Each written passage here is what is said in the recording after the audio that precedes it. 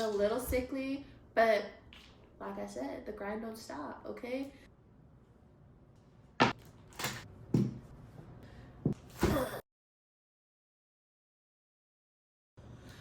Am I crazy this year?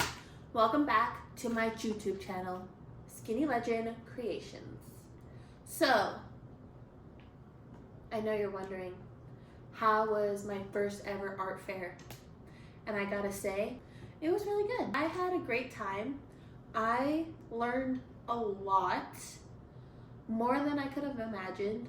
I will say though, I feel like I was more prepared for this art fair than like a normal person would be for their first art fair. I have watched hours and hours of YouTube videos from small business artists. I absorbed so much knowledge and really learned from their experiences and their tips and tricks on hosting an art fair and marketing yourself and all the behind the scene things that take place from just making your art. I will say that I learned a lot from them. I'm incredibly grateful that they put themselves out there so that people like me can come into a similar profession and be more prepared and not have to have too many hard lessons or difficult experiences. And I just hope that I can do that for someone one day as well. Thank you to my fellow vendors that were at my art fair. Y'all were really kind and so sweet, and your feedback was incredible, and all y'all are so talented. Overall, it was a really successful first art fair.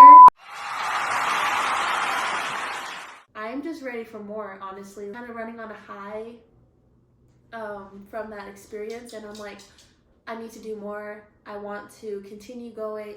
I just want to like keep this momentum going. As you can see, I have this big sexy bag of clay. It's a little bit lighter than the last clay that I was using. I did appreciate people saying that they appreciated how heavy my pieces felt. This is the only ceramic piece that I did not sell at my last art fair, by the way. So that was freaking awesome to see people fall in love with my ceramic pieces so much that they wanted to buy them. I was like, y'all are so sweet. Anyways, I got sidetracked. This is a Maryland's clay, and it's a little bit lighter than that red sculpting clay that I was using before. I'm really excited. Only gonna be doing coil method still. No throwing anytime in my near future. And I'm going to be making, drumroll please, plant pots. I had plants set up at my booth, and people were like, oh, I would love to like use your pieces as like propagation pieces, or like a propagation pot or something like that. And I was just like, noted, I got you. I love plants. If you were to come over, you would see plants everywhere. I honestly don't think that there's enough. I feel like I could have more, to be honest. Me and plants, we're tight.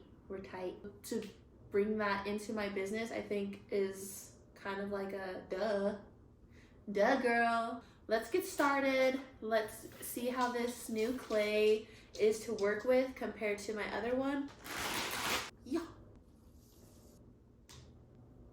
Like blocking my sunlight, the little amount of sunlight that I have left.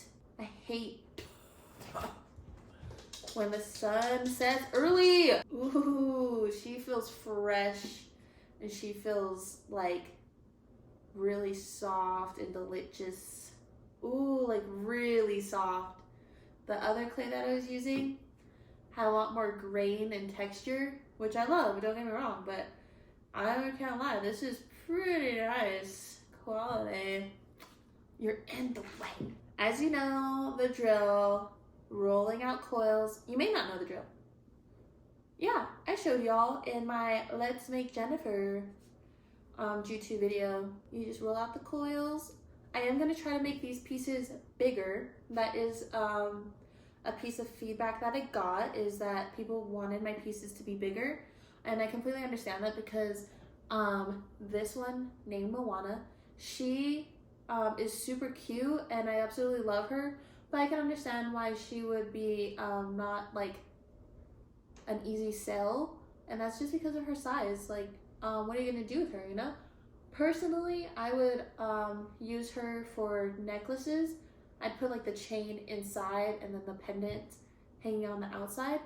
She was the only one that didn't get sold. She just saw all her siblings going, and she was like, what about me? And I'm just like, girl, it's not you, okay? It's not you. I did notice that some of my ceramic pieces cracked on the bottom, and I think that's because I didn't spiral them tight enough. We're going to definitely focus on that with this next collection, especially with it being plant pots. This clay feels crazy. Are you even real? I'll show my ears so I look less intimidating. I am going to keep a hole at the bottom of my base so that there will be a drainage hole, because I refuse to not have a drainage hole. Oh, I hate pots that don't have a drainage hole. I'm like, what's your purpose? I never really have like a design pre-planned for how I want my ceramic pieces to look. It's really a lot of impromptu actions over here. I think that really helps me not feel artistic burnout or feel a lot of pressure. Too much planning can not be beneficial to, especially an artist. Like, obviously I have a trajectory of what I'm trying to accomplish, but I think too much planning can become a barrier in my creative process personally. We're just going with the flow. I am trying to be a YouTuber that doesn't have a lot of moments where you just sit there and stare at me doing the process. I'm not a big fan of watching YouTubers just like put on cover music and then just stand there doing their art process, and then they're not interacting like with the viewer or the camera. I'm kind of just like, you expect me to just sit here and stare at you bending over painting? I'm not like that. I want to interact with you guys. I want to like chit chat. Maybe when I get more followers, subscribers, more viewers, I'll do like a Q&A so that we can chit chat some more. My boyfriend and I named my last ceramic pieces, and that was so fun. We played a game where we try to guess each other's word. I'm sure y'all have like seen it on TikTok or Instagram. You try to say the same word as the person you're playing against, and or with, and he doesn't know very many girl names, so we struggled a lot. But when it came to the boys' names, it was super easy. I don't know, boy names just seem a little bit easier to guess. I feel like girl names are a little bit harder. That's just my 2 cents. I promised that I would do a reveal of my finished glazed pieces in my last video. So let's go ahead and talk about those. I used saturated iron and copper blue glazes for this ceramic collection. Those glazes on top of this red sculpting clay had me shooketh. That saturated iron, this brown one right here, had like specks of green, and I absolutely loved it.